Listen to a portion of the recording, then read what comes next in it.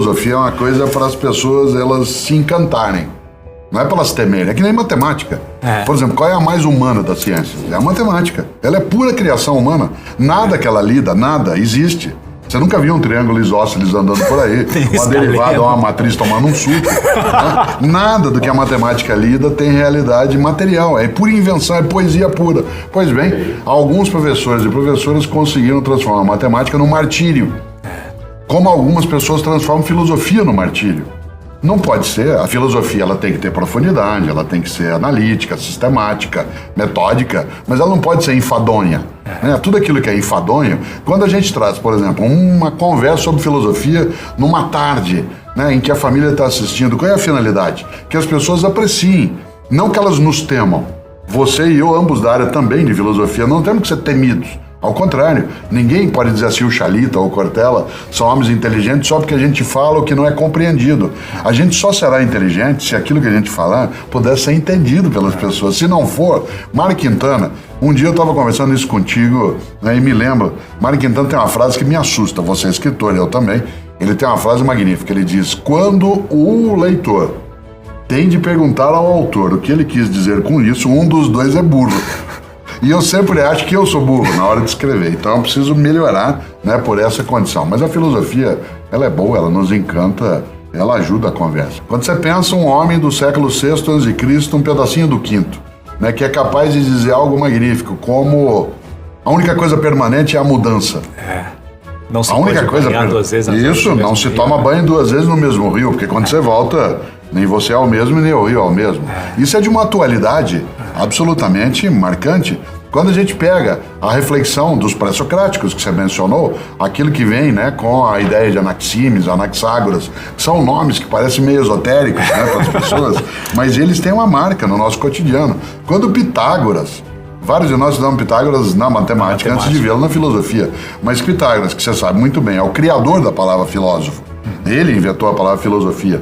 Quando ele fala de alguém que se dedica, que tem um afeto pelo conhecimento, né, alguém que tem um carinho, eu gosto dessa palavra, carinho, né, pelo saber, que entende que em latim sabor e saber têm a mesma origem semântica. Aliás, os portugueses, melhor até do que nós, dizem, para dizer que uma comida é gostosa, diz isso me sabe bem.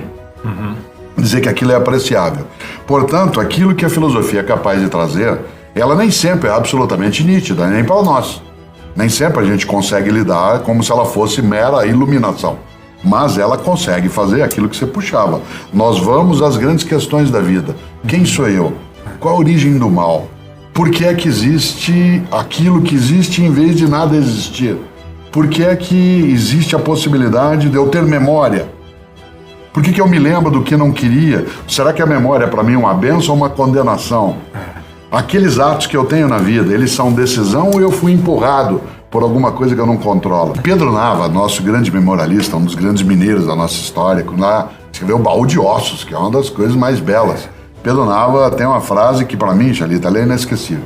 Ele dizia, eu não tenho ódio, eu tenho a memória. Eu tenho a memória, né? Eu não tenho ódio, eu tenho a memória. Isso é perigoso.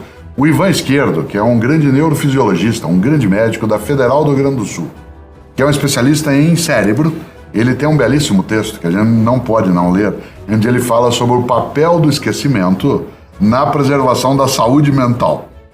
Isto é, o quanto que a gente tem que ter memória de algumas coisas, mas não pode ter de todas elas o tempo todo. Porque, do contrário, a memória ela pode carregar coisas que são boas, e a essas boas que a memória traz para agora, eu chamo de saudade.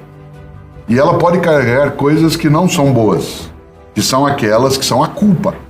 Né? Portanto, sem imaginar, parte da memória nos preserva. Uma das coisas que o idoso ele mais sofre no dia a dia é o fato de que a memória dele, ela não é que ela desaparece, é que ele começa a perder à sua volta aquilo que é referência.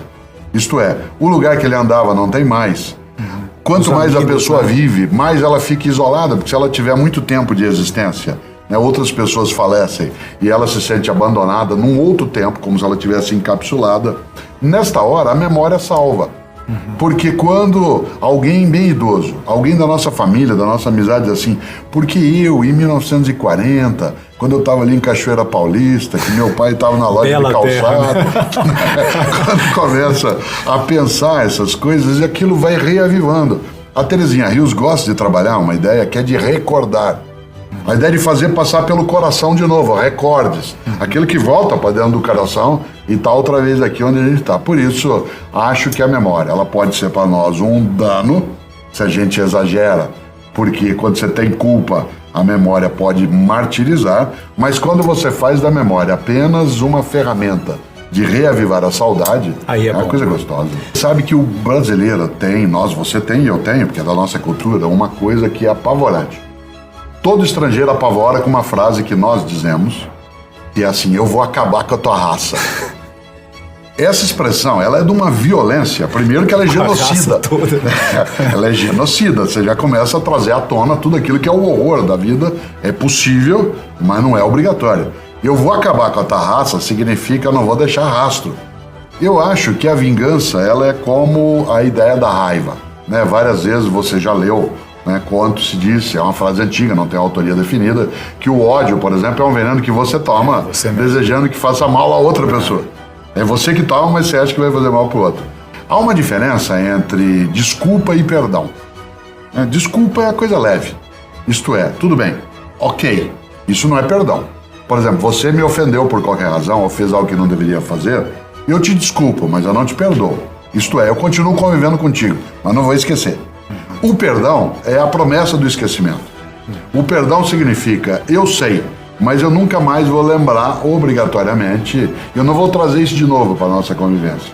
Nesse sentido, acho que a vingança é a ausência do perdão. E a vingança, em grande medida, como ela não é justiça, né, ela é apenas o troco, ela é apenas o retorno do que não devia, ela não deveria estar nas nossas mãos, porque nós não somos um ser confiável, né, como seres humanos, para fazer tudo que é a justiça.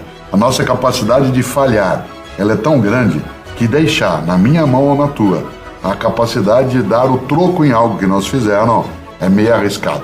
É melhor que a gente crie instituições, né, como é o caso do judiciário, em que a gente organiza as regras em que será feita a justiça sem que ela seja vingança.